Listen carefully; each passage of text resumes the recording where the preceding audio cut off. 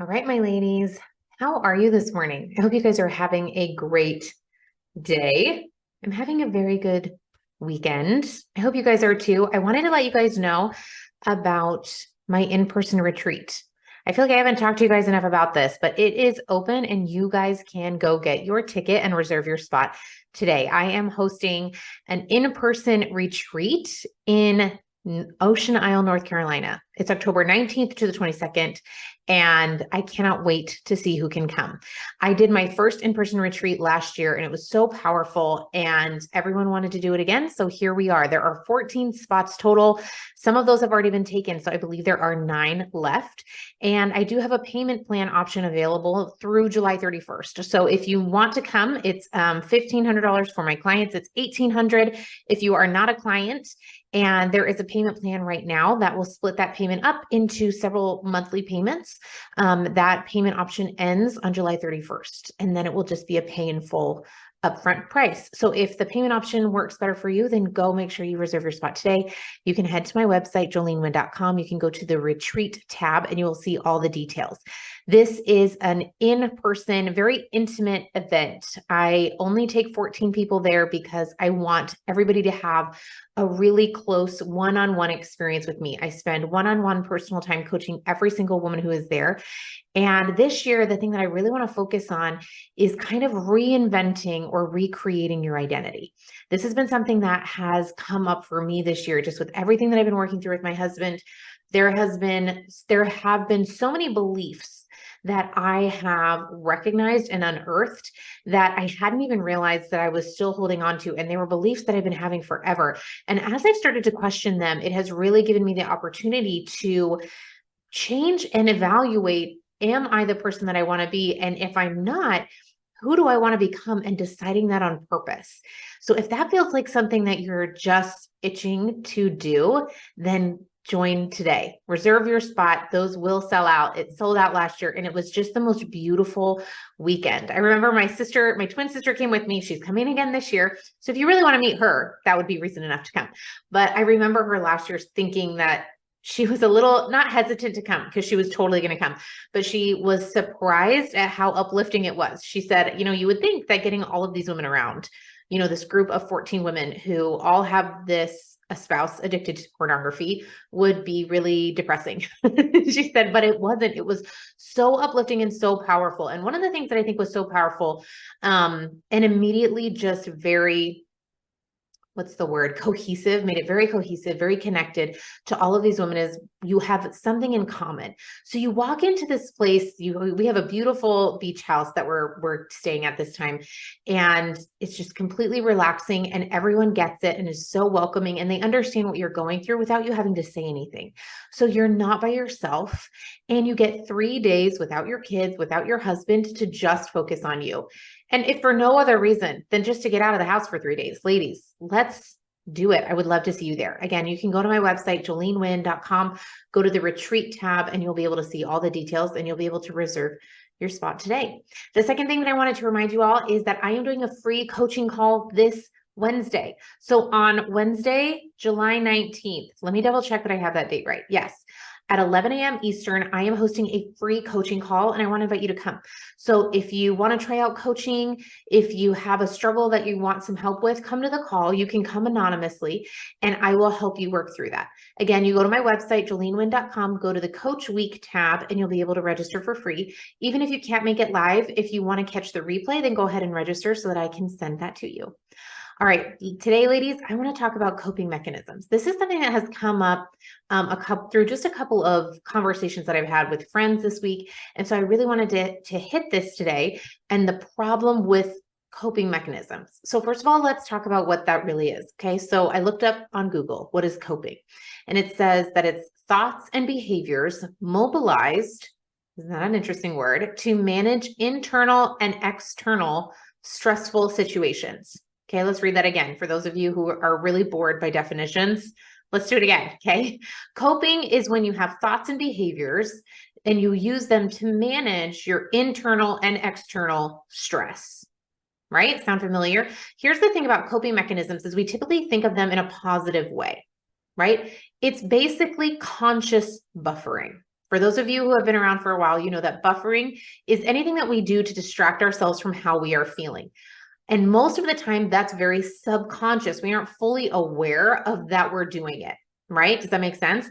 We might overeat or binge watch Netflix or just scroll on our phone, and we do it so subconsciously, we aren't even recognizing that we're trying to avoid how we're feeling, right? We aren't aware that we're feeling bored, and so we're scrolling on our phone so that we don't have to feel bored, or that we are feeling stressed or anxious, and we go to the fridge to see if there's anything in there that might make us take the edge off the stress or anxiety.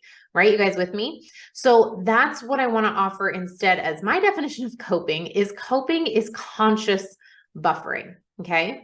Coping is when we consciously distract ourselves from our emotions. And typically we feel like this is a very positive thing because we usually do something that is socially acceptable and positive in order to cope. And we use it to take the top level off of what we're feeling. So if you don't know what your coping mechanism is, let me ask you this question and just see what comes up. How do you deal with stress? How do you handle your stress? What do you do to handle the stress in your life? Here's some typical answers. People say exercise or yoga or taking bubble baths or reading or organizing or cleaning, right? Or maybe it's just a version of self-care. You go get your nails done. You take a day off work. You go for a walk. You listen to a podcast, right? These are very typical coping mechanisms that we have. You call your best friend and you vent to her, right? You guys with me? This is the typical response we get. So I want you to think about that again for a minute. How do you deal with stress? One of the ways that I do it, one of the coping mechanisms I have is exercise. Okay. Over the last couple of months, as my husband and I have been working through all the things, times when I have felt anxious, this is what I've told my clients is anxiety makes me feel like I'm either going to throw up or I want to go for a run. And I hate throwing up. I avoid it like the plague. So typically I choose to go for a run. I'll choose to go exercise. And it's actually specifically running. Running is a coping mechanism that I choose occasionally, not very often, but I have chosen in the past to deal with anxiety. And notice even how we phrase that, right? How do you deal with stress? That's what a coping mechanism is. Whatever your answer is for that, it's a coping mechanism. It's even in the name, it's even in how we talk about it. How do you deal with it? It's not how do you overcome it? How do you conquer it? How do you manage it? It's how do you deal with it? As if it's something that you can't overcome. And that's what I want to challenge today. Okay. We're going to do a lot of different examples. But here's just a few, right? A few examples of coping mechanisms, right? You feel stressed, you go for a run. You feel anxious, you write it down. This is something I'm going to go into later as an example. Now, the thing about coping mechanisms is that they work until you can't use that coping mechanism anymore. And then it becomes a problem. Think about this. There are so many people that might have a certain coping mechanism that works until their schedule changes. And then they can no longer do that coping mechanism, right? Let's say your coping mechanism is to take a bubble bath. Well, then let's say you have kids and you're like, well, I can't take an hour-long bubble bath anymore. I have an infant. Or maybe your coping mechanism is sleep. Great, except until you have children again, and then you can no longer take naps and sleep for 8 hours straight because you have a newborn that's waking up every hour and a half to eat, right? And it's not a problem. Coping mechanisms are not a problem until you can no longer cope in the same way that you're used to. Does that make sense? And that's why so many people struggle at certain points when their circumstance shifts, right? Maybe you use physical exercise to cope, which is awesome, because it works until one, you can't use that coping mechanism anymore. Say you get injured and it's no longer possible for you to cope with your internal stress through exercise, or the internal stress becomes so great that your coping mechanism isn't capable of handling the amount of internal stress that you're feeling. You guys with me on this? Your body can only handle so much emotion, and your coping mechanism will only take away so much of that emotion. You guys with me? So when there is a gap, when there is a misalignment between the amount of internal emotion that you're feeling and the amount that the coping mechanism is able to release off of you, that is typically when we have a breakdown. Okay. I even had, you might be using this podcast as a coping mechanism. I had a client that that mentioned this. She said that she had been using my podcast like therapy. She said, I've been using your podcast like therapy for 3 years. She's been listening since the beginning, and it was fine until something shifted in her life. A circumstance shifted in her life with her husband. And then there was so much emotional stress that just listening to the podcast wasn't enough anymore. She didn't even realize she was using it as a coping mechanism, but that's what it was. And the problem with that is, again, either when the coping mechanism, you are no longer able to use that coping mechanism for whatever reason, or the amount of internal stress increases to the point where the coping mechanism doesn't take enough off the surface. That's when everything else underneath it that you've been trying to just take the top off the surface, that's when it all floods. And that's when you feel overwhelmed. That's when we have our breakdowns. Okay. So this kind of begs the question for me is, how do you know if you're coping or not? Right? Because a lot of us don't even know. Hopefully some of you became aware a little bit just by answering that question that I asked you in the beginning of how do you deal with stress? What do you do? Hopefully that helped you a little bit, but here's a way that I have found the main point that I see and how you can tell whether it's a coping mechanism or not is that when you are coping, you find yourself in repeated patterns. It doesn't actually solve the problem. The problem stays the same.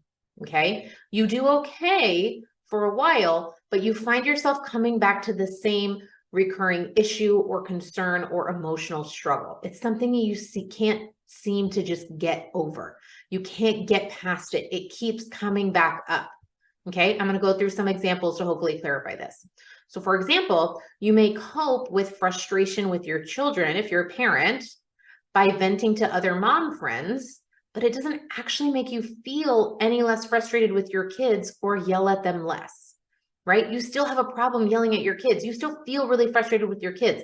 So coping might look like venting to your mom friends about it, and it might feel better for just a minute. It might just take the edge off because somebody else resonates with you and they validate your feelings, but it doesn't make it any easier that night not to yell at your kids and feel frustrated when you put them to bed for the 47th time. Right? And that cycle just perpetuates day after day, month after month, year after year. You guys with me? Another example, you may cope with your husband's pornography problem by journaling or inhaling self-help, right? A lot of people do this. And this might make you feel better temporarily, but it doesn't actually work through the undercurrent of emotions that you're feeling in the first place. So they always show back up. This is one of the number one comments that I get from podcast listeners. I will get emails and messages on Instagram that say, I have been listening to your podcast. It's helped me so much, but I keep coming back to this same problem. I think I'm doing really well for a while, and then circumstance will shift and something will happen. My husband will relapse. And then all of a sudden I feel like I'm back at square one. That is a really big red flag indication that you're just using this as a coping mechanism. And maybe you're taking something from it and you're applying it in little ways that you can, but there's obviously something underneath that you're not able to grasp. And this is not your fault. This is something that's very difficult to do. Again, the subconsciousness that we have is called subconscious for a reason. There are things that our brain is wired to avoid looking at, which is why it's so helpful to have a coach, to have someone else outside of you come help you look at it, because your brain wants to avoid it at all costs, right? So this is why it's so helpful, because you are literally, your brain is working against you, right? So if you feel like that, if that resonates with you, then that can be an indication that you're using the podcast, or the podcast has simply become a way to cope week after week and just get you to the next one. Does that make sense? Another example, and this came from a conversation that I had with a friend this week, and it kind of inspired the podcast, is she feels a lot of anxiety. And one of the ways that she copes with her anxiety is she keeps a notepad by her bed. And if she wakes up in the middle of the night because of her thoughts or things she's anxious about, she'll write that down so that she can go back to sleep. And that's great until tomorrow night, and it happens again. And tomorrow, when she wakes up and she's still anxious about the thing, she still has the same thoughts. She looks at that notepad, and all of a sudden the anxiety comes back to the surface. Do you guys see what I'm saying? And then now, not only does she have the anxiety she's dealing with, she also has the exhaustion on top of the anxiety, right? And today I want to offer that there is an alternative, and that alternative is to learn the source of what's underneath. What is the source of her anxiety? If she actually learned the source of her anxiety and faced it and conquered it, then the cycle stops and the need for the notepad disappears. You guys with me? The alternative to coping is actually facing the problem, the underlying issue, and conquering it. Okay. When you learn how to manage your mind and master your emotions, the need to cope disappears. The beautiful byproduct of this too is that you can then in turn choose to continue participating in those activities that you typically use just to cope. And then you get to do them out of enjoyment rather than out of an attempt to escape your inner emotional turmoil, right? It actually frees you to take pleasure in those activities rather than use them because you'll break if you don't, right? So when you confront and conquer the underlying causes of those coping mechanisms, you are no longer attempting to revolve your life around avoiding, but instead are focused on confronting, and it's all internal. It's a mental shift into true acceptance and responsibility for your thoughts and feelings so that you can master both to control your own life, rather than continue in a cycle of simply trying to cope with life. It's a true shift out of victim mentality and a huge leap into taking control of yourself again. Now, that same client that I mentioned earlier who had been kind of using the podcast as a coping mechanism, right? She wrote this, and she's been coaching for 1 month. She joined my program a month ago. I kind of sent out this survey to to my clients and gave them the option to answer. And she wrote this. The question was, looking back to before you began coaching, what has your transformation looked like? She said, it looks like this. I have good and bad days, but when the bad days come, I have a coach and a group of women that know what it's like, and they give me the support that I need to get through those bad days or weeks. Before I joined coaching, I only listened to the podcast and they were like therapy for me. But doing the coaching and having access to the materials and the group calls is so much better than just listening to podcasts. The reason that I wanted to share that with you is because this is such a good example to me. She is in the process of shifting from coping to conquering. She is learning the difference and making permanent changes. And that's really the key. Coping provides a temporary relief. Conquering provides permanent peace. Which would you rather have? It's entirely up to you. I love you ladies so much. I'll see you guys next week on a brand new episode. So take care.